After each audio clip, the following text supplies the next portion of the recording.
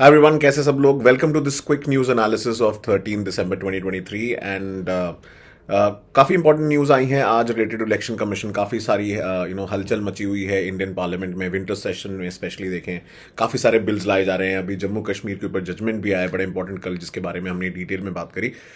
दोस्तों अभी थोड़ा टाइमिंग का इशू हो रहा है। I hope you understand because मेरे को थोड़ा बैक एंड फोर्थ करना पड़ रहा है। आई एम ट्रैवलिंग होम काफ़ी ज़्यादा because of certain issues. So please थोड़ा कोऑपरेशन आपको चाहिए। थोड़ा टाइमिंग का इशू रहा है, बट जनरली आई ट्राई कि जितना जल्दी हो सके मैं कर लूँ। But then as you know most of the things generally happen, बहुत सारे काम जो होते हैं जनरली मॉर्निंग में होते हैं। But going forward like within this week we will make it a point that at least maximum by 10-10:30 आपका वीडियो लाइव हो जाए। So also because it's winter time, so I notice a lot of you are technically not live around 8:30-9 AM। तो I think 10-10:30 बजे sweet spot होता है आप सभी लोगों के लिए जनरली, सब जब आप न्यूज़ पढ़ना चाहते हो। तो आई थिंक हम लोग कोशिश करेंगे मैक्सिमम कि आपका जो न्यूज़ एनालिसिस है वो 10 या 10:30 मैक्सिमम AM तक लाइव हो जाए। एक दो दिन की बस और बात है, otherwise we'll get this sorted. So चलिए शुरुआत करते हैं। तो आज 13 दिसंबर का न्यूज़पेपर है। जैसा कि आप जानते हैं दोस्तों कि हम लोग इंडियन एक्सप्रेस और द हिंदू दोनों को कवर करते हैं, और आज जो है हम सिमिलरली मेजर न्यूज़ दोनों से कवर कर रहे हैं। From the past Hindu analysis, जो लोग मुझे पहले से फॉलो कर रहे हैं जानते हैं कि I had started the Hindu analysis first ever on online platform in 2015 and तब से लेके अभी तक बहुत सारे हिंदू एनालिसिस के वर्जन आ चुके हैं। But now the need is for a quick comprehensive analysis जो कि हिंदू और इंडियन एक्सप्रेस दोनों को कवर करे। तो इसीलिए हम लोग ये analysis one of its kind आपके लिए रोज लेके आ रहे हैं, जिसके साथ साथ हम लोग करंट अफेयर्स MCQ भी रोज सॉल्व करते हैं at 8 PM। And if you are new to this initiative you can read more about me on this slide, right. And इसके अलावा टेलीग्राम चैनल पे आपको डेली PDF मिली जाती है। उसके अलावा आप अगर डेली MCQ सॉल्व कर रहे हैं, in fact I have started now giving mains answer writing question also. And अगर आप लोग मुझे सीरियसनेस दिखेगी आप में डिसिप्लिन तरीके से, so I will be guiding you, mentoring you personally as well. So सारी जो हैपनिंग है वो इस टेलीग्राम चैनल पे हो रही है, तो इसको ज्वाइन कर लीजिए। And a lot of you had message me, in fact already मेरे को 300 से ज़्यादा एप्लीकेशंस आ चुकी हैं for this mentorship program, but I can only take 150 people in one batch. तो अगर आप इंटरेस्टेड हैं तो जल्दी से फटाफट अपनी एप्लीकेशन भेज दीजिए, बिकॉज हर किसी को मैं नहीं ले पाऊंगा। I also want to see how serious you are. Preference I will be giving for 24 students and then 25। तो मैं 2-3 बैचेस बनाऊंगा। Already have receive 300+ applications, right. So also it's a paid program, so please be मतलब ये ध्यान रखिएगा कि a lot of effort goes on 1-to-1 daily mentorship पे, notes, lectures. So थोड़ा सा तो you will have to, it has to be little remunerative for both the sides. आपके लिए सिलेक्शन, मेरे लिए it has to be certain monetary aspect, but more is the containment of a teacher for seeing you guys getting selected. तो बहुत सारी चीज़ें आपको मिलेंगी, एक्सक्लूसिव एक्सेस टू कंटेंट मिलेगा जो बाकी लोगों को थोड़ा लेट मिलेगा। So I will be ensuring कि आपको वीडियो सबसे पहले मिल जाए।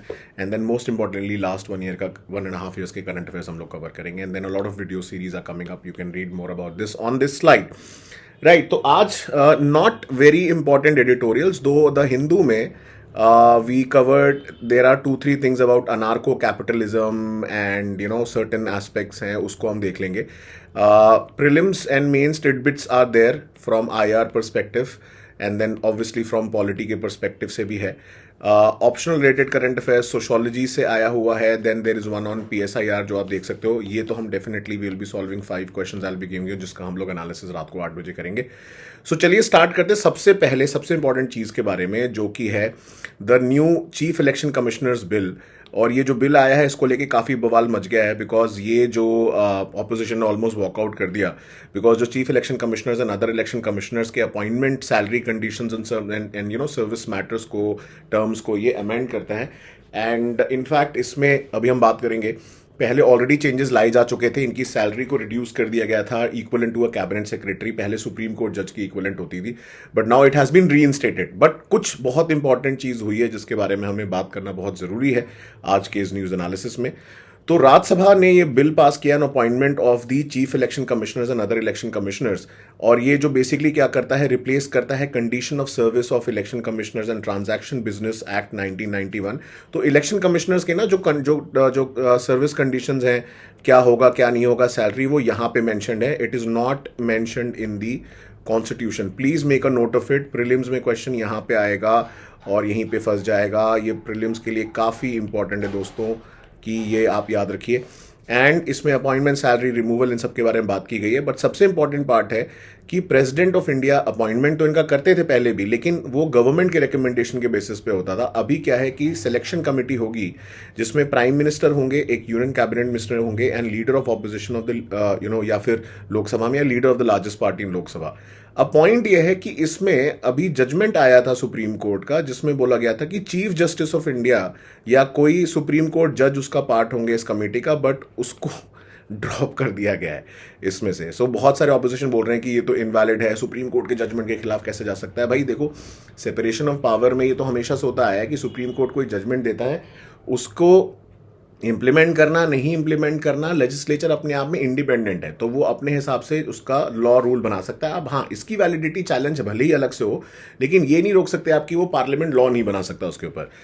तो एक सर्च कमेटी बनाई जाएगी जिसको law minister Arjun Ram Meghwal ji head करेंगे, और ये प्रपोज करेगा पैनल ऑफ नेम्स जो सिलेक्शन बेसिकली कमेटी के होंगे with eligibility criteria requiring candidates to, जिसका अगर आप देखोगे secretary to the central government की पोजीशन जिन्होंने होल्ड की हो। तो ये सब पहले भी मेंशन था, बट अभी जो मेजर चेंज आया है वो ये आया है कि चीफ जस्टिस ऑफ इंडिया को इंक्लूड करना था उसमें, या सुप्रीम कोर्ट जज को इंक्लूड करना था, वो हटा दिया गया। सो ये माना जा रहा है कि टेक्निकली नाउ द बैलेंस जो है is tilted in the favour of the central government.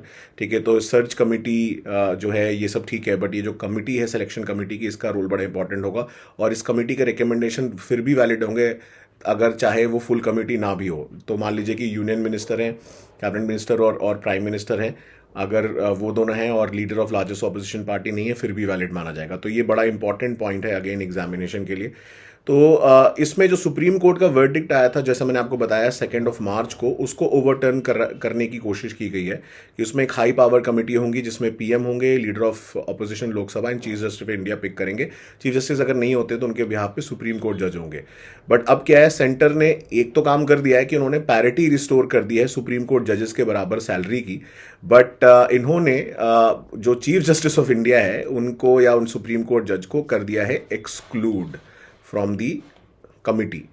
तो इस पे हो गया बवाल now. So you have PM, you have union cabinet minister and you have LOP, तो 2:1 हो गया ना, तो technically in the favour of government. तो ये बात हो गई, इस वजह से लोग बवाल मचा रहे हैं। अब इसके अलावा एक और इंपॉर्टेंट चेंज हुआ है जिसके बारे में ज्यादा लोग बात नहीं कर रहे हैं, वो है इम्यूनिटी दे दी गई है chief election commissioners and election commissioners को from any conviction to offences, कि केस क्रिमिनल प्रोसीडिंग्स इनके खिलाफ नहीं हो सकती। और इस सेक्शन ये अमेंडमेंट किया गया है सेक्शन 15A में, that no court shall entertain to continue any civil और criminal proceedings against any person जो है या था चीफ इलेक्शन कमिश्नर या election commissioner for anything that they have done officially. अब ये क्यों किया गया है, इसमें 2-3 केसेस ऐसे हुए हैं इन पास्ट फ्यू मंथ्स, जिसमें सबसे फेमस है 11 अगस्त को chief election commissioner Rajiv Kumar ji जो थे, उनके खिलाफ एक सेशन कोर्ट के जज ने तेलंगाना में एफआईआर में को अक्यूज डाल दिया था कि 2018 में टैंपरिंग केस था रिटर्निंग ऑफिसर का, तो उसमें चीफ इलेक्शन कमिश्नर को ही पार्टी बना दिया। अब इसको लेकर जो हाई कोर्ट था, जज हाई कोर्ट था तेलंगाना का, काफी नाराज हुआ, उन्होंने जज को ही सस्पेंड कर दिया और फिर ये ओवरटर्न कर दिया कि भाई कॉन्स्टिट्यूशनल अथॉरिटी के खिलाफ आप ऐसा जजमेंट नहीं दे सकते हो क्योंकि कॉन्स्टिट्यूशनल पोस्ट है।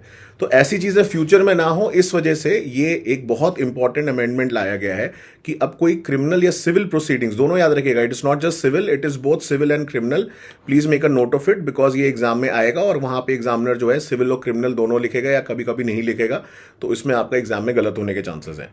ये नहीं हो सकता, ठीक है। एंड ऑफिशियल ड्यूटी अगर कोई कर रहा होगा तो उनके खिलाफ कोई ऐसी प्रोसीडिंग नहीं हो सकती। अब ये भी कई बार देखेंगे, अगर ऑपोजिशन पार्टीज बोल रही है कि लिटिल कंट्रोवर्शियल हो सकता है, बिकॉज ऑफिशियल कैपेसिटी में बहुत इंपॉर्टेंट रोल होता है इलेक्शन कमिश्नर्स एंड सीईसी का। तो एक तो ये है। उसके अलावा दूसरा जो बड़ा इंपॉर्टेंट बिल आया है वो है, लोकसभा ने पास किए हैं 2 मेजर बिल रिगार्डिंग कश्मीर। एक तो है रीऑर्गेनाइजेशन जो आपका सेकेंड अमेंडमेंट बिल है, and then government of India union territories amendment bill जो है, ये दोनों पास किए गए हैं लोकसभा में। अब ये बेसिकली रिजर्वेशन जो लाया गया था, विमेंस रिजर्वेशन, उसको इंप्लीमेंट करने के लिए किया गया है, क्योंकि देखिए बाकी यूनियन टेरिटरी जैसे पुडुचेरी जो है वो इससे गवर्न होती है। सो पुडुचेरी के लिए इंपॉर्टेंट है ये करना, ठीक है। Puducherry is govern by this government of India union territories act. तो इसमें जो है बिल करता है, जो बिल का है बेसिकली एक्सटेंशन किया गया है, और ये जो एक्ट है बेसिकली ये प्रोवाइड करता है establishing legislative assemblies in union territory. तो इसमें 1/3 of the seats will be reserve for assembly for women, तो ये पुडुचेरी में इसको इम्प्लीमेंट कर दिया गया है। उसके अलावा reservation will be provided for 15 years, ठीक है, एंड रोटेशन होगी, seat reserve for women will rotated after each delimitation as जैसा भी उसको लेके पार्लियामेंट लॉ बनाएगा। सेम चीज़ उन्होंने इंप्लीमेंट करी है कश्मीर में, ठीक है। तो जम्मू कश्मीर रीऑर्गेनाइजेशन एक्ट 2019 को ये अमेंड करता है, जिसमें 1/3 रिजर्वेशन होगी सीट की। एंड क्योंकि दोनों के लॉ अलग अलग है ना, जम्मू कश्मीर के लिए लॉ अलग हो गया, यूनियन टेरिटरीज एक्ट जो है वो पुडुचेरी और बाकी यूनियन टेरिटरीज के लिए है। And commencement of reservation same चीज़ यहाँ पे लिखी हुई है। Then this will be applicable for 15 years and the constitution bars delimitation before the first census. आपको पता है डिलिमिटेशन पे फ्रीज लगा हुआ है 2026 तक, उसके बाद ही इसको इंप्लीमेंट किया जाएगा। और सिमिलरली यहाँ पे जो सीट रिजर्व है महिलाओं के लिए, वो जनरल और बाकी सब लोगों के लिए रिजर्व जो है, जैसे पंचायत में होता है, सीट रोटेट होती रहती है हर साल जब जब इलेक्शन होंगे। सो कुछ ये डिस्ट्रिक्ट की अगर रिजर्व्ड है तो किसी और कॉन्स्टिट्यूएंसी की अगली बार रिजर्व होगी, so that every place gets a chance कि वहां से महिला जो है उसको रिजर्वेशन मिल पाए। तो ये दो बड़े important bill. And then CEC वाला बिल जो है वो लोकसभा में पास हुआ, राज्यसभा में पास हुआ पहला सीईसी वाला, और लोकसभा में ये दोनों बिल पास हुए। Again I wanted to highlight the जिसके बारे में मैंने कल भी बात करी, in case you guys have missed out on it, that कई बार यूपीएससी में हमें लगता है कि शायद इस बार हमारा नहीं हुआ तो अब आगे कुछ नहीं है, फ्यूचर खत्म हो गया। ऐसा बिल्कुल नहीं है, ठीक है। If it did not work this time, it will work next time. You just need to work hard, have a little faith in yourself, और जहाँ पे भी लगे कभी ना कभी मेंटोर की ज़रूरत पड़ती है। मैं फॉर्चुनेट हूँ कि मेरे बहुत सारे स्टूडेंट्स रहे हैं जिनको मैंने मेंटोर किया है। तो if you are also looking for a mentor, such mentor in life, you can feel free to mail to me on my email ID. तो this is a story of a person who failed in prelims 2022, dejected, rejected, and decided कि वो quit कर देंगे, but then she did not. She continued, changed her optional to sociology from commerce, and now she has cleared her prelims and mains in the first attempt. पहली बार prelims हुआ, पहली बार mains हुआ, अब now she is going for the interview, and I'm pretty sure she'll get selected. तो ऐसी भी बहुत सारी कहानियाँ हैं, बहुत सारी कहानियाँ हैं जो इस यूपीएससी की जर्नी को बड़ी मेमोरेबल बनाती हैं, and it makes the teacher as a person who I am, जो ये प्रोफेशन है जिसमें मैं हूँ, makes it more content and fulfilling apart from everything else, right.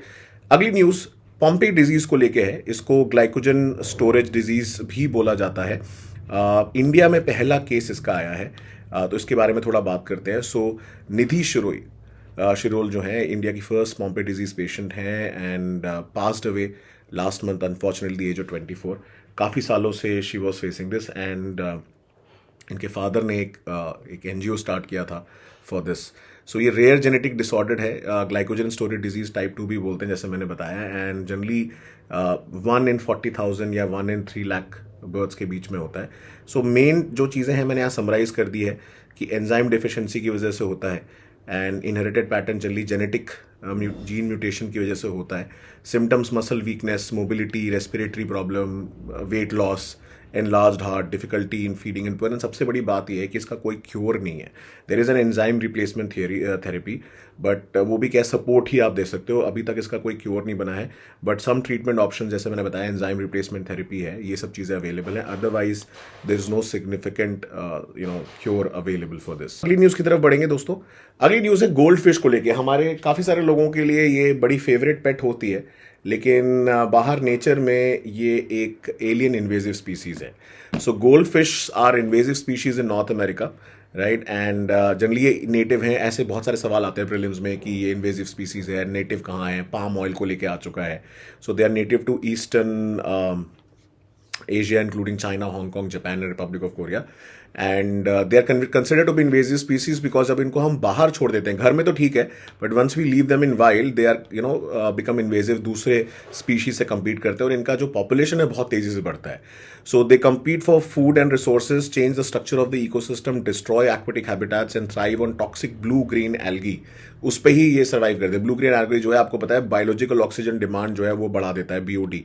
सो जिससे बेसिकली पोल्यूशन लेवल का इंडिकेटर है कि ज़्यादा पोल्यूशन है तो बीओडी आपका बढ़ जाएगा।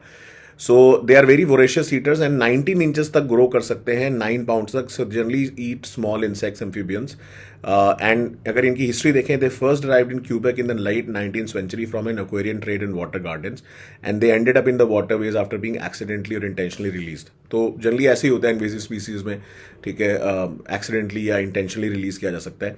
तो इसके ऊपर एक एनवायरमेंट रिलेटेड इन्फॉर्मेशन आई है, सो जस्ट नो दिस। ये प्रीलिम्स के लिए बड़ा इंपॉर्टेंट होता है कि नेटिव कहाँ के हैं, क्या प्रॉब्लम क्रिएट करते हैं, व्हाट इज इन्वेसिव स्पीसीज, ये कॉन्सेप्ट जो है जिसके ऊपर हम वीडियो सीरीज अलग से भी बनाएंगे, but you should be knowing about all of this.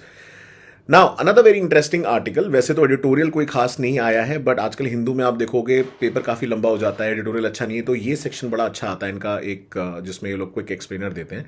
तो अनार्को कैपिटलिज्म एक टर्म है जो बड़ा इंपॉर्टेंट हो सकता है आपके पॉलिटिकल साइंस ऑप्शनल के लिए, सोशोलॉजी के लिए। मार्क्स की थ्योरी है कैपिटलिस्टिक लेके, PSIR में पॉलिटिकल थिंकर्स में आएगा। अभी अनार्को कैपिटलिस्ट वो लोग हैं जो अनार्की और कैपिटलिज्म में बिलीव करते हैं। अनार्की मतलब उन्हें लॉ एंड ऑर्डर से मतलब नहीं होता, and capitalism of course thrives on private sector, ठीक है, जहां प्राइवेट प्रॉपर्टी को सपोर्ट किया जाता है या उसके बारे में, प्राइवेट होल्डिंग्स के बारे में बात की जाती है। इन दोनों को कंबाइन कर दो तो बन जाता है अनार्को कैपिटलिस्ट, इसीलिए इनका ये फ्लैग भी ऐसा ही है, दो कॉम्बिनेशन। सो ये एक पॉलिटिकल फिलॉसफी है और इकोनॉमिक थ्योरी है जो सपोर्ट करती है abolition of centralise states. Basically वो ये बोलते हैं कि हर चीज के लिए प्राइवेट सेक्टर सूटेबल है, even for the enforcement of law and order. Police भी उन्होंने बोला है कि, या आर्मी जो है वो भी प्राइवेट सेक्टर ओन करना चाहिए। सो मरे रॉथबार्ड जो है, इन्होंने पहली बार ये टर्म 1971 में कॉइन किया था, लीडिंग फिगर है in the American libertarian movement from the 1950s। उसके अलावा कुछ और भी लोग हैं like David Friedman, Edward Stringham, Michael Huemer, few contemporary anarcho capitalist, इनके नाम आप जान सकते हो। सो बेसिकली फंडा क्या है इनका, ये बोलते हैं कि भाई जैसे अभी तक क्या होता है कि फ्री मार्केट में आप देखोगे प्राइवेट प्रोविजन है गुड्स एंड सर्विसेज का, सिर्फ पुलिस और अगर आप कोर्ट देखोगे वो सरकार की होती है, पब्लिक मनी की होती है। बट ये लोग बिलीव करते हैं इवन पुलिस और जो कोर्ट्स हैं वो भी, लीगल सर्विसेज भी प्राइवेट सेक्टर प्रोवाइड करेगा और लोगों को खरीदनी चाहिए उससे, and private sector can do this better. And इसमें जैसे जनरली पहले क्या होता है कि लोगों के स्टेट फंडेड होता है, स्टेट की जिम्मेदारी होती है लोगों को प्रोटेक्ट करना, बट यहाँ पे प्राइवेट सेक्टर की जिम्मेदारी होगी। एंड इनका ये मानना है कि quality of the public service is often quite low and significantly इनकी कॉस्ट बहुत हाई होती है। तो अनार्को कैपिटलिस्ट सोसाइटी में क्या होगा, customers who are unhappy with the service of certain private court और police can stop paying them and switch to a competing courts. तो अलग अलग प्लेयर्स रहेंगे, उनकी अलग अलग खुद की प्राइवेट पुलिस और प्राइवेट कोर्ट होगा, जो जिससे खुश नहीं है वो वहां से चला जाएगा। तो आप खुद ही सोच सकते हो कितना केओटिक एक सिचुएशन होगा, but somehow they support this theory कि इम्प्रैक्टिकल लोग बोलते हैं, लेकिन ये बोलते हैं कि कई बार ऐसा भी हो सकता है कि एक प्राइवेट सेक्टर जिसका खुद का कोर्ट है, खुद की पुलिस है, वो क्लैश कर जाए दूसरों से, it's like a gang war type हो जाए। बट ये बोलते हैं अनार्को कैपिटलिस्ट का मानना है कि ऐसा नहीं होगा, बिकॉज अभी भी उनके लिए जो लार्जर पब्लिक है वो सबसे बड़ी मार्केट है, तो वो मार्केट को डिस्टर्ब नहीं करेंगे। इनफैक्ट एक ये भी बड़ा इंटरेस्टिंग पॉइंट है इसमें, ये बोलते हैं कि अनार्को कैपिटलिज्म जनरली, जैसे कैपिटलिज्म में क्या होता है कि अमीर लोगों को, रिच लोगों के लिए ज़्यादा फायदा होगा, कॉन्ट्रेरी टू दैट ये बोलते हैं कि यहाँ पे कॉमन मैन का ज़्यादा फायदा होगा, क्योंकि कॉमन मैन सबसे बड़ा मार्केट होगा, प्रोटेक्शन जो लेगा कोर्ट के पास हो जाएगा, तो कोई ऑब्वियसली अपनी मार्केट को क्यों खराब करेगा। तो ये पर्सपेक्टिव बड़ा इंटरेस्टिंग है अनार्को कैपिटलिज्म का। अनलाइक कैपिटलिज्म जहाँ पे जो नीचे वर्कर प्रोलेटेरिएट है, ऊपर जो बोर्जवा है, वो ज़्यादातर सप्रेस करने की ही कोशिश करता है नीचे, and tries to suppress the have nots. But ये थोड़ा different type of anarcho capitalism है कि यहाँ पे law and order and police and courts will be under the hands of the private sector. What do you think about it? क्या लगता है आपको, ऐसा होना चाहिए, नहीं होना चाहिए? What do you think, what is your opinion? Comment section में मुझे बताइएगा, what are your views on this, right. Then Amit Shah ji ने, यूनियन होम मिनिस्टर साहब ने कुछ इंपॉर्टेंट चेंजेस लेके आए हैं ड्राफ्ट क्रिमिनल बिल्स में, उसको रीड्राफ्ट किया गया है क्योंकि कुछ टेक्निकल वर्ड चेंजेस करने थे। सबसे इंपॉर्टेंट बात है, इकोनॉमिक ऑफेंसेस जो है इंडिया में, उसको उन्होंने टेररिज्म की कैटेगरी में डाल दिया है। टेररिज्म वर्ड को पहली बार डिफाइन किया गया था, जो न्यू ड्राफ्टेड बिल्स था उसको और एक्सपैंड कर दिया गया है। सो भारतीय न्याय संहिता जो सेकेंड अमेंडमेंट बिल है, इसमें इंडियन पीनल कोड 1860 में अगर आप देखोगे, economic security damage destruction to any property of India and foreign country का यूज करके उसको टेररिज्म की कैटेगरी में डाला गया है। तो क्या ये कुछ सूडो इंटेलेक्चुअल्स के खिलाफ है, या क्या ये जो अभी रिसेंटली महुआ मोइत्रा जी ने किया, क्या उनके खिलाफ है ये एक तरीके से? क्योंकि जो उन्होंने किया, डेटा अपनी जो है लॉगिन शेयर किया, तो उससे काफ़ी sensitive information, economic information of India शायद बाहर गई, यू नेवर नो। एंड जो रिसेंटली बिल आया था, इसने पहली बार एक्चुअली टेररिज्म को डिफाइन किया था। वैसे तो यूपा में मेंशन है ही, एंड इसमें एक और कैवियट ऐड किया गया कि एसपी रैंक के अबव ही ऑफिसर जो है वो डिसाइड करेगा यूपा पे केस लगाना है कि नहीं लगाना। In the second aspect, rape के ऊपर इन्होंने मेंशन किया कि रेप केसेस में अगर कोई पब्लिश या प्रिंटिंग कर रहा है या नाम अगर रिवील कर देता है विक्टिम का, तो उसमें आप देखोगे या कोर्ट प्रोसीडिंग्स को अगर जो है विदाउट परमिशन अगर आप पब्लिश कर देते हो, तो वो पनिशेबल ऑफेंस होगा विथ 2 years ऑफ इम्प्रिजनमेंट, तो ये एक इंपॉर्टेंट पॉइंट है. Then the other aspect is कि इन्होंने मेंटल इलनेस और अनसाउंड को रिप्लेस किया है the word with unsound mind, causing harm to mental health of women. So women related offences के ऊपर जो है पनिशमेंट बढ़ा दिया गया है, स्पेशली अगर हस्बैंड या किसी तरीके से विमेन की मेंटल हेल्थ अफेक्ट होती है, तो विमेन सेंट्रिक कह सकते हो आप, ये थोड़ा अमेंडमेंट भी है. सो अगर विमेन की मेंटल हेल्थ अगर आप अफेक्ट करते हो तो उसको लेके इम्प्रिजनमेंट और punishment under section 85 of the bill. Then अगर विमेन कमिट कर लेती सुसाइड या ग्रेव इंजरी है to her health, so danger है, तो उस केस में भी ये पनिशमेंट यहाँ पे एप्लीकेबल होगा. Then minimum sentence of 7 years imprisonment जो था for mob lynching has been dropped and replace with imprisonment for life. तो मॉब लिंचिंग के लिए 7 साल से, यहाँ पे मैं आपके लिए लिख दे रहा हूँ, mob lynching is now from 7 years to life imprisonment कर दिया गया है. एंड उसके अलावा जो चाइल्ड है उस 80% बिलो द एज ऑफ 18. तो इसके अलावा 2 अदर क्रिमिनल कोड्स हैं, जानते हैं आप, भारतीय जो साक्ष्य बिल है 2023 एंड भारतीय नागरिक सुरक्षा संहिता बिल. इसको अब आप देखोगे इंडियन एविडेंस एक्ट 1872, और जो CRPC उसको रिप्लेस करेगा. और अभी ये जो है they will now be replace by the भारतीय साक्ष्य second amendment bill and the भारतीय नागरिक सुरक्षा सेकेंड अमेंडमेंट बिल. तो सारे सेकेंड अमेंडमेंट बिल लाए जा रहे हैं बिकॉज कुछ कुछ जगह कंटेक्चुअली इन सबका चेंजेस किया जा रहा है. Very important for examination, please take a note of this, क्योंकि हो सकता है आजकल प्रीलिम्स में you can get a question on these topics also, right. So just make a note of it. इसके अलावा एक बड़ी इंपॉर्टेंट रिपोर्ट आई है by the food and agricultural organisation under the UN, specialise agency है.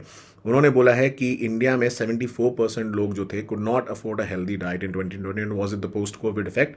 इनफैक्ट पाकिस्तान और आगे कंट्रीज के लिए इन्होंने डेटा दिया है. It was Pakistan for it is 82, Bangladesh 66.1. So rising food cost if not match by rising income would lead to more people being unable. So इन्होंने food inflation को एक माना है. देन राइजिंग क्लाइमेट चेंज के इशू से related food security is a concern इसकी वजह से. सो ये सारी चीज़ें यहाँ पे इन्होंने मेंशन करी. That there are some data on malnourishment और ऑल जो आपके प्रीलिम्स के लिए और मेंस के लिए बड़ा इंपॉर्टेंट हो सकता है. सो FAO की जो रिपोर्ट है ये regarding sustainable development goals and world health assembly के ग्लोबल न्यूट्रिशन टारगेट के बारे में बात करता है. एंड 5F जो है ये बड़ा इंपॉर्टेंट है, food, feed, fuel, fertiliser and finance. ठीक है, तो 5F क्या है इसके बारे में आप देख लीजिएगा, ये मेंशन है यहाँ पे. So this is very, very important. Then the latest statistics indicate that the region with 370.7 million undernourished people continues to represent half of the global total. उसके अलावा 16% undernourished लोग हैं, उनके बारे में mention किया है. Then they have also mentioned about 31.7% children in India age showed stunted growth. Stunting, malnutrition, wasting, ये term ना बड़े important होते हैं. तो stunting क्या होती है, wasting क्या होती है, तो इसके बारे में पता होना चाहिए. वेस्टिंग इज वेट कम होता है, स्टंटिंग इज हाइट कम रहती है as compared to the age, right. So ये सारी चीज़ें. And then 53% of the women age between 15 to 49 had anaemia. ठीक है, इंडिया में बहुत कॉमन है ये. ठीक है, anaemia, low blood cell count, and ये बड़ा प्रेवलेंट है because of the undernourishment of women and specially during pregnancy. And then exclusive data है ब्रेस्ट फीडिंग अमंग इन्फेंट्स, अगर आप देखोगे has improved, but then still a lot needs to be done. So काफ़ी important report है. You can at least generate 5 to 6 pointers from here, जो आप GS1 society में, GS2 social justice में, GS3 में भी आप इसको लिंक कर सकते हो, तीनों के तीनों को. Now India has in fact paid $84.2 per billion per barrel. अगर आप देखोगे बैरल की जो प्राइसेस हैं, जो $60 का एक कैप लगाया था उससे काफ़ी ज़्यादा है ये. एंड इस तरीके से रशिया को काफ़ी फ़ायदा पहुंचा है. India had paid the highest prices for Russian oil in October since the price cap was imposed. तो मॉस्को के रेवेन्यू काफ़ी ज़्यादा बढ़े हैं. एंड इंडिया जो वर्ल्ड का 3rd बिगेस्ट ऑयल इंपोर्टर है, has emerge at the biggest buyer of Russian oil. तो इसको लेके काफ़ी लोग सवाल उठा रहे थे. तो अगर आप देखेंगे इंडिया का major crude oil import as of April 2023 कहाँ से आता है, so Russia is one of the biggest now. 34.5% Russia से आ रहा है. Then you have 17.6% coming from Iraq, right? And then you have 14.8 from Saudi, 12.21 from UAE, and the rest of the world comprises 21.9. So individually अगर आप देखो Russia, ये सारी countries बड़े इंपॉर्टेंट है. सो रशिया को काफ़ी रेवेन्यूज़ में फ़ायदा मिला. And of course Russia and India share special bond. But then India को काफ़ी फ़ायदा हुआ था बिकॉज इनिशियली हमें काफ़ी, जब क्राइसिस बहुत ज़्यादा था तो काफ़ी सस्ते दामों में हमें रशियन ऑयल मिला था, जिसको लेके ऑब्वियसली काफ़ी सारे बवाल मचते रहते हैं. बट देन इंडिया की strategic economy, we know what is best for our country, right. Then एक बड़ा इंटरेस्टिंग आर्टिकल आया इंडियन एक्सप्रेस में about the use of ethanol blending. जैसा कि दोस्तों आप जानते हैं कि भारत सरकार ने बैन कर दिया export of sugar because of the rising prices and domestic availability को सेटिस्फाई करने के लिए। बट इसमें सबसे इंपॉर्टेंट पॉइंट है एथेनॉल ब्लेंडिंग को लेके। तो एथेनॉल ब्लेंडिंग दोस्तों अगर देखें, निकोलस ए ओटो ने 1897 में एज एन एग्जामिन किया था पहली बार ऑटोमोटिव फ्यूल को। ब्राजील तो 1920 से यूज़ कर रहा है। इनफैक्ट इंडिया में currently we are having around 11.8% ethanol blending, जो 1.6% से चालू हुई थी 2013 में। पॉइंट ये कि आपको ये पता होना चाहिए कि एथेनॉल बनता कैसे है। प्योर 100% शुगर से बन जाता है। शुगर केन से आप डायरेक्टली या तो डायरेक्टली बना सकते हैं या फिर उसका जो रेसिड्यू रहता है बी मोलासिस या सी हैवी मोलासिस को भी फाइनली क्रश करके बनाया जाता है। इससे इतना ज़्यादा सी और बी से उतना ज़्यादा अमाउंट में नहीं निकलता। मेजरली बी मोलासिस और जो प्योर शुगर सिरप होता है उससे सबसे ज़्यादा प्रोडक्शन होता है। यहाँ पे ऑफिशियल गवर्नमेंट का डेटा है कि कितने रुपए पे आप देखोगे जो प्राइस ऑफ एथेनॉल है वो कैसे इंक्रीज हुआ है by the government, so that इसको और इंसेंटिवाइज किया जा सके। प्रॉब्लम यह है कि मिल्स जो होती हैं जनरली क्या करती हैं कि वो इसको एक्सट्रैक्ट करने की कोशिश करती हैं बी और सी से। बट मेजरली क्या होता है कि जो शुगर होता है शुगर सिरप से ही सबसे ज़्यादा मिलती है। And increase in India's ethanol production 2017-18 के बाद काफ़ी सिग्निफिकेंट हुआ। एंड उसके अलावा फूड से भी निकाला जाता है, सुक्रोज में उसको कन्वर्ट किया जाता है। जैसे सरप्लस राइस हो गया, FCI गोडाउन से stocks, broken damage food grain हो गया, मेज हो गया, इनसे भी आपका निकाला जा सकता है। बट पॉइंट ये, अगर आप डेटा देखेंगे दोस्तों यहाँ पे 2021 के बाद से, so majorly B heavy and C heavy को छोड़े, अगर हम बी हैवी मोलासेस एंड जो मेन यहाँ पे आपको दिख रहा है ये जो डेटा है रिगार्डिंग कितना ज़्यादा प्रोडक्शन है फ्रॉम शुगर केन जूस, ये सबसे बड़ा फैक्टर है। तो ऑब्वियसली अब शुगर प्रोडक्शन इससे कम हो जाएगा अगर शुगर केन जूस को एथेनॉल ब्लेंडिंग के लिए यूज़ किया जाएगा। एंड ऑब्वियसली शुगर का जो अवेलेबिलिटी वो कम हो जाएगी and obviously it will lead to inflation. So उस पॉइंट ऑफ व्यू से देखेंगे दोस्तों ये बड़ा इंपॉर्टेंट है। इनफैक्ट इस बार जो रेन्स भी बड़े अनइवन से रहे हैं तो प्रोडक्शन हिट हुआ है इन महाराष्ट्र एंड कर्नाटका। सो वो एक कॉज ऑफ कंसर्न है, इसलिए गवर्नमेंट अभी वेट एंड वॉच सिचुएशन में है। तो ये बड़ा इंपॉर्टेंट है दोस्तों प्रीलिम्स के लिए, क्योंकि सवाल जनरली आता रहता है अबाउट एथेनॉल ब्लेंडिंग। काफ़ी इंपॉर्टेंट पॉइंट रहा है एथेनॉल ब्लेंडिंग का and there has been questions which has been asked. तो आपको एक जनरल आइडिया होना चाहिए अबाउट एथेनॉल ब्लेंडिंग इंडिया में कितनी परसेंट चल रही है। बड़ा important data, it is around 11.8% currently. So 12% के आसपास आप मान सकते हो, बहुत ज़्यादा नहीं है। सो धीमे धीमे गवर्नमेंट उसको बढ़ाने की कोशिश कर रही है, राइट। इसके अलावा आज के करंट अफेयर्स MCQ दोस्तों, हमने बात करी यूनियन टेरिटरीज एक्ट के बारे में, तो उससे रिलेटेड सवाल एक सॉल्व करिएगा, नीचे कमेंट सेक्शन में बताइएगा इसका आंसर। फिर एथेनॉल ब्लेंडिंग के भी हमने बात करी, क्या 20% टारगेट है इंडिया का, सही है गलत है, नीचे बताना है आपने। देन पॉम्पे डिजीज के बारे में हमने बात करी, उसके बारे में मुझे बताइएगा। देन क्वाड का जो समिट है वो पोस्टपोन हो गया है, Biden is not coming to India. In fact 26 जनवरी को शायद वो आने वाले थे, बट US ने बोला है कि डेट चेंज करनी पड़ेंगी, maybe which the Canada issue, you never know. So अभी उन्होंने डिटेल में नहीं बताया है, but quad summit has been postponed. And the next question is regarding the oil. Largest consumer है इंडिया का, थर्ड लार्जेस्ट कंज्यूमर है, majorly middle east से आता है। सो कमेंट करिए नीचे, 8 PM पे हम लोग इसके आंसर्स को डिस्कस करेंगे। बाकी regarding personal mentorship details are given in the description box. If you have any questions please feel free, कुछ भी हो पूछिए, ठीक है। Don't worry about the money aspect of it. And बाकी टेलीग्राम चैनल ज्वाइन कर लीजिए, वहाँ पे सारी डिटेल्स मिल जाएंगी। ईमेल ID आपको पता ही है। I am available on Instagram, Telegram, Twitter, जहाँ पे भी मन करे आप मुझे मैसेज करिए, right. So I will see you guys at 8 PM। Thank you so much for your understanding and patience. Take care everyone.